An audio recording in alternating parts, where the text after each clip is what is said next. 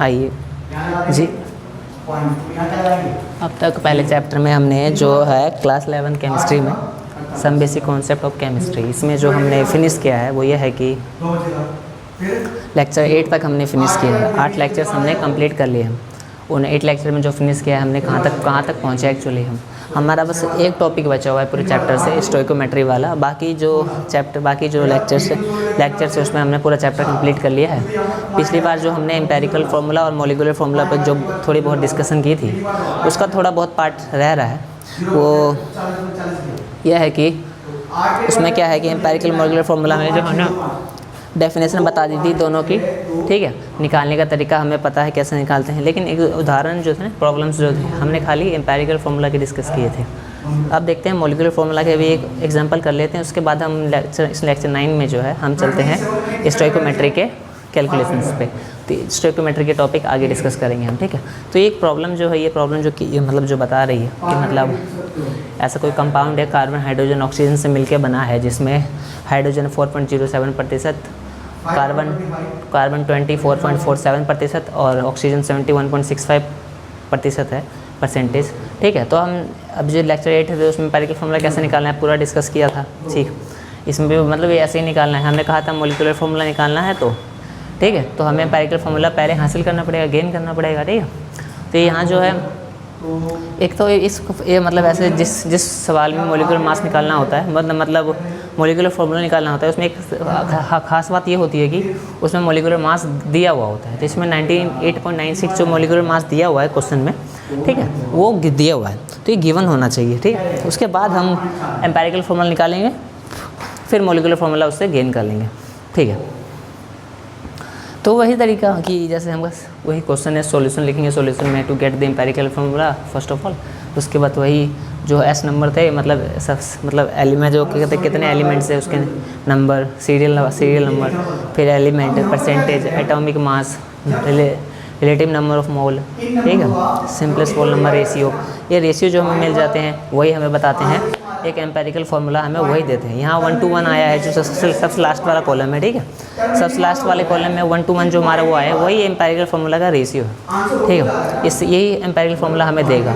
जो empirical formula कैसे आता है, वो ऐसे आता है कि जो भी एलिमेंट है उसके सिंबल के बाद उसके रेशियो को लिख देते हैं, वो हमें एम्पेरिकल फार्मूला दे देता है। तो यहाँ से हमें एम्पेरिकल फार्मूला गेन हो जाएगा।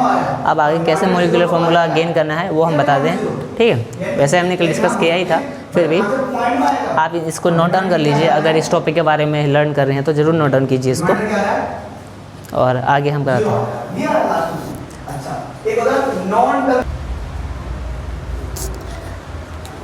जो सवाल हमारा हो गया था अप्रॉक्सीमेटली हाफ हो गया था, एम्पेरिकल फार्मूला हमने निकाल लिया था। एम्पेरिकल फार्मूला के सिंपलेस्ट वोल नंबर रेशियो हमने निकाल लिए थे, जो रेशियो था उसका 1 to 1 का ना, एलिमेंट का रेशियो हमने निकाल लिया था। तो उस रेशियो में क्या है कि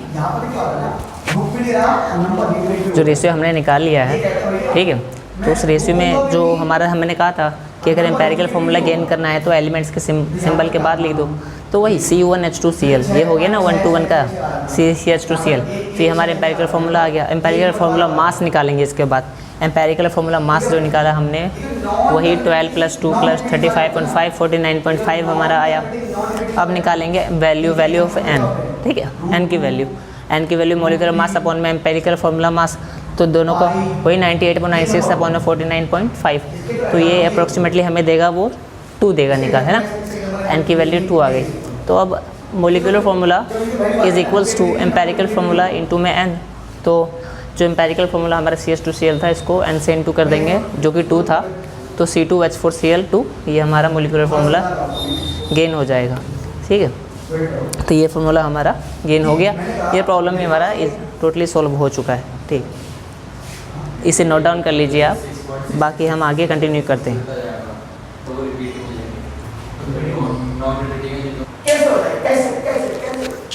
स्टोइकोमेट्री एंड स्टोइकोमेट्री कैलकुलेशंस, जो मैंने कहा था एक बहुत ही इंपॉर्टेंट चीज़ है हमारे पास। मतलब मैंने कहा था जो चैप्टर ख़त्म होने में खाली एक टॉपिक रिमेन है ना, तो वो टॉपिक यही था, स्टोइकोमेट्री एंड स्टोइकोमेट्रिक कैलकुलेशंस। इस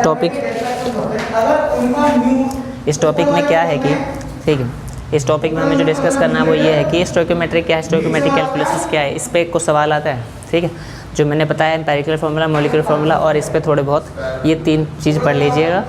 ठीक है, मॉलिक्यूलर फार्मूला कुछ पढ़ने वाली चीज़ नहीं, एम्पिरिकल फार्मूला से आ जाता है, और ये स्टोइकोमेट्री, इन दो चीज़ पढ़ लीजिएगा, अच्छे मार्क्स मतलब पहले चैप्टर आपका कंप्लीट हो जाएगा। ठीक है, तो इसमें क्या है कि स्टोइकोमेट्री का मतलब होता है स्टोइकोमेट्री, स्टोइकियोमेट्री। ठीक है, और इसकी कुछ कैलकुलेशंस भी है वो हम आगे करेंगे। ठीक है, तो स्टोइकियोन का मतलब होता है एलिमेंट, मेट्रोन का मतलब होता है मेज़र, एलिमेंट का मेजरमेंट करना। ठीक, stoichiometry is used for measuring the mass of the element in a chemical reaction. जब भी कोई केमिकल रिएक्शन होगी, ठीक है, तो उस रिएक्शन में what was the mass of reactant, what was the mass of product can be calculated by the stoichiometry से वो कैलकुलेटेड हो जाता है। ठीक, अब स्टोइकोमेट्री के तरीके कौन कौन से हैं? ठीक है, तो जो हमें इंपॉर्टेंट इन्फॉर्मेशन जो हमें मिलता है वो, ठीक है, that can be conveyed to use to find the or to gain the mass of the reactant और प्रोडक्ट। तो इसमें जो तरीके ना, कुछ रिलेशनशिप्स हैं जिसके बीच में हमें जो रिएक्शंस होती हैं और तो हमें मास गेन करने में हमें मदद मिलती है। वो ये रिलेशनशिप यही है कि एक तो भाई मास बाय मास, ठीक है, रिएक्टेंट मास से मास, है ना, उस ये होती है रिलेशनशिप। इसमें हम स्टोइकोमेट्री का इस्तेमाल कर सकते हैं। एक होता है मास वॉल्यूम रिलेशनशिप, और तीसरा है वॉल्यूम रिलेशनशिप्स। ठीक, ये 3 रिलेशनशिप्स है, इसके बीच में हम एलिमेंट्स का रिएक्टेंट का मास ढूंढेंगे, प्रोडक्ट का मास ढूंढेंगे। ठीक है, ये हम ठीक यही काम करेंगे। इसको आप नोट डाउन कर लीजिए, बिल्कुल क्लियर है। हाँ, आगे बढ़ते हैं, इसके बाद हम देखते हैं, नोट डाउन कर लीजिए इसको। अगर सिर्फ 2 पर सिर्फ क्या है 2 है, तो 2 चीज हो गई। तीसरा ये है, एक बार आपने नोट डाउन कर लिया है मेरे ख्याल से, बिल्कुल, है ना जी, ज़रूर। 2 भी आ जाए और 5 भी आ जाए।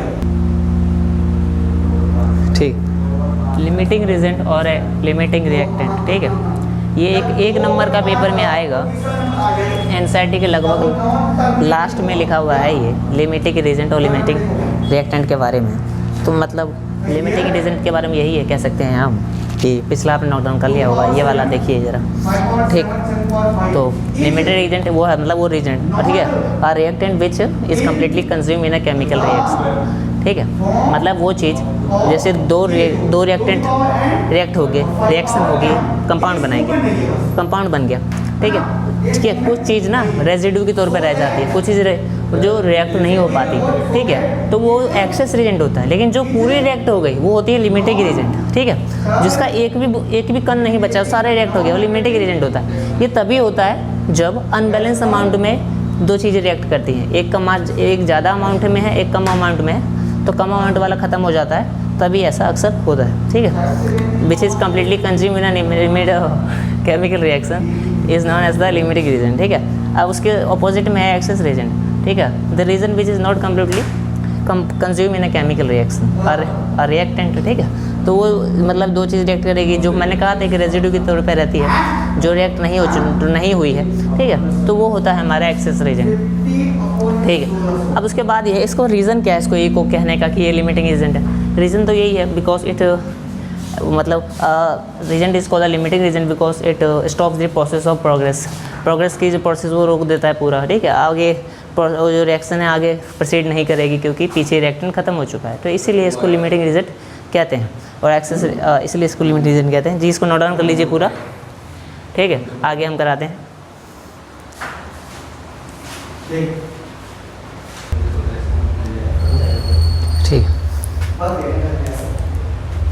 ठीक, वो रिएक्शन इन सॉल्यूशन। अब देखते हैं जो हमने स्टोइकोमेट्री जो हो चुकी है हमारी, स्टोइकोमेट्री कवर कर ली।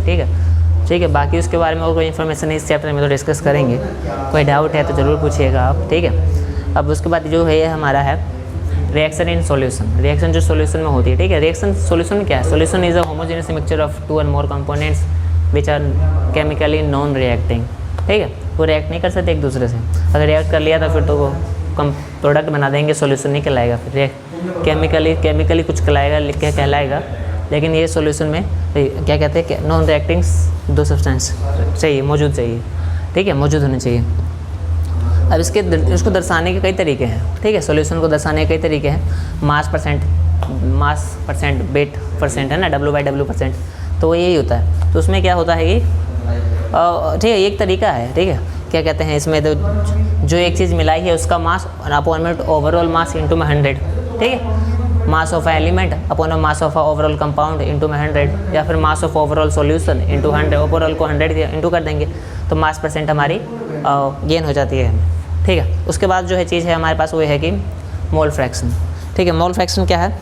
मोल फ्रैक्शन में ये है कि हम कोई भी सब्सटेंस अगर दो चीज़ मिले हुए हैं उसमें ये बताना है कि किसके मोल ज़्यादा है पूरे के रिस्पेक्ट में, ठीक है। तो इसमें क्या कहते हैं कि it is a ratio of, ठीक है, number of moles of a particular component to the number of moles of a overall solution, ठीक है। तो ये नंबर ऑफ मोल्स को इक्विवेलेंट होगा जैसे नंबर ऑफ मोल्स ए का निकालना है हमें, जैसे दो चीज़ मिली है, ए और बी को हमने मिलाया है और ए का नंबर ऑफ मोल्स हमें चाहिए, तो Na या XA is equals to number of moles of element A upon में number of moles of element A plus में number of moles of element B, ठीक है। इसका मतलब यही है कि जिसका मोल फ्रैक्शन निकालना है उसका ऊपर नंबर ऑफ मोल लिखेंगे और नीचे ओवरऑल का नंबर ऑफ मोल्स लिख देंगे, ठीक है। तो हमें मोल फ्रैक्शन मिल जाएगा ए का, ठीक, ये हमें मिल गया। इसे नोट डाउन कर लीजिए, आगे और देखते हैं। बस छोटे से चीज़, अब चैप्टर की थ्योरी सारी ख़त्म। अब एक वीडियो लेक्चर और बनेगा इसके बाद, उस लेक्चर में सारी कोशिश करेंगे, या दो भी बन सकते, सारे सवाल सॉल्व करवा दें। बस सवालों में काफ़ी मज़ा आएगा, सवाल काफ़ी इंटरेस्टिंग है, ठीक